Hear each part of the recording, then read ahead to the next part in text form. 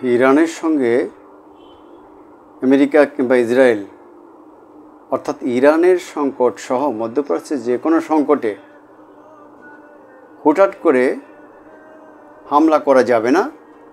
কূটনৈতিক পর্যায়ে আলোচনা করে সেই সমস্যার সমাধান করতে হবে। ডোনাল্ড ট্রাম্পের সঙ্গে টেলিফোন সংলাপে রাশিয়ার প্রেসিডেন্ট ভ্লাদিমির পুতিন ট্রাম্পকে কথাই বলেছেন, অর্থাৎ আমেরিকা কিংবা ইসরায়েল মিথ্যা অজুহাতে ইরানে যে হামলা চালিয়েছে পারমাণবিক কর্মসূচির, সেই রকমভাবে হঠাৎ করে কোনো হামলা ইরানে যে চালানো যাবে না, এটা যে অনুচিত, সেই কথাই মূলত রাশিয়া এবং প্রকারান্তরে চীনও আমেরিকাকে জানিয়ে দিল।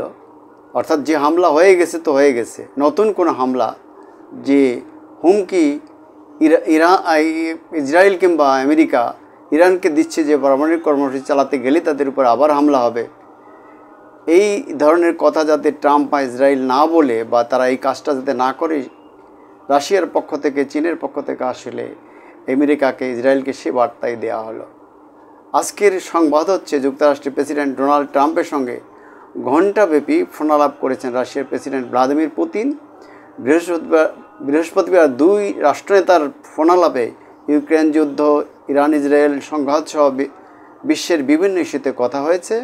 রুশ নেতা ভ্লাদিমির পুতিন যুক্তরাষ্ট্রের প্রেসিডেন্ট ডোনাল্ড ট্রাম্পের সঙ্গে ফোনালাপে জোর দিয়ে বলেছেন, ইরানের সঙ্গে সংঘাত সহ মধ্যপ্রাচ্যের অন্যান্য সংকট কেবল কূটনৈতিকভাবে সমাধান করা উচিত। ফোনালাপের পর ক্রেমলিনের উপদেষ্টা ইউরি উশাকভ সাংবাদিকদের বলেন, রাশিয়ার পক্ষ থেকে সব বিরোধপূর্ণ বিষয়, মতপার্থক্য ও সংঘাতমূলক পরিস্থিতি কেবল রাজনৈতিক ও কূটনৈতিক উপায়ে সমাধান করতে হবে বলে জোর দিয়ে বলা হয়েছে। ইউক্রেনের সঙ্গে যুদ্ধের বিষয়ে ভ্লাদিমির পুতিন যুক্তরাষ্ট্রের প্রেসিডেন্ট ডোনাল্ড ট্রাম্পকে বলেছেন, ইউক্রেন ইস্যুতে মস্কো তার লক্ষ্য ত্যাগ করবে না, তবে পাশাপাশি এই সংঘাত নিয়ে আলোচনার প্রক্রিয়া চালিয়ে যাওয়ার প্রতিশ্রুতি দিয়েছেন তিনি।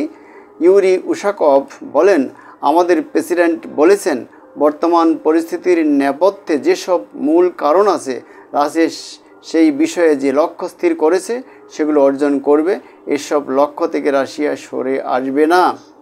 আমরাও বুঝতে পারছি যে রাশিয়ার পক্ষ থেকে আসলে আমেরিকা কিংবা ইসরায়েলকে কিংবা চীনের পক্ষ থেকে একটা স্পষ্ট বার্তা দেওয়া উচিত। মধ্যপ্রাচ্যে আমেরিকা কিংবা ইসরায়েল যেসব অপকর্মগুলো করছে, যেসব অন্যায় আচরণ করছে, মানবতার বিরোধী কাজ করছে, কথায় কথায় অস্ত্র দিয়ে সাহায্য করছে ইসরায়েলকে এবং সেই ইসরায়েলকে মাধ্যমে, এবং কখনো কখনো নিজেরাও ইরান সহ মধ্যপ্রাচ্যের নানা ইস্যুতে তারা হামলা করছে, কথা বলছে, চাপ সৃষ্টি করছে। অর্থাৎ মধ্যপ্রাচ্যকে চাপ নীতি, হামলা নীতি প্রয়োগের মাধ্যমে দমিয়ে রাখার কিংবা তাদের মাথা নিচু করে রাখার, দখলে রাখার, লুটপাট চালানোর যে প্রক্রিয়া আমেরিকা চালিয়েছে বা মধ্যপ্রাচ্য পশ্চিমা শক্তিগুলো বা ইসরায়েল চালাচ্ছে, সেগুলোর ব্যাপারেই রাশিয়া এবং চীনের একটা ভিন্ন অবস্থান, সেটা জোর দিয়ে তারা উল্লেখ করছে। এর আগে চীনও বলেছে। আমরা এই মেসেজটাই হয়তো আমেরিকা কিংবা ইসরায়েলকে পরিষ্কারভাবে দেওয়া হয়েছে বলে আমরা মনে করছি। ধন্যবাদ সকলকে। আমি ডিবেট উইথ রানা চ্যানেলের পক্ষ থেকে আপনাদের সকলকে শুভেচ্ছা স্বাগতম জানাচ্ছি এবং আমাদের সকলের কল্যাণ কামনা করছি। খোদা হাফেজ। বাংলাদেশ দীর্ঘজীবী হোক।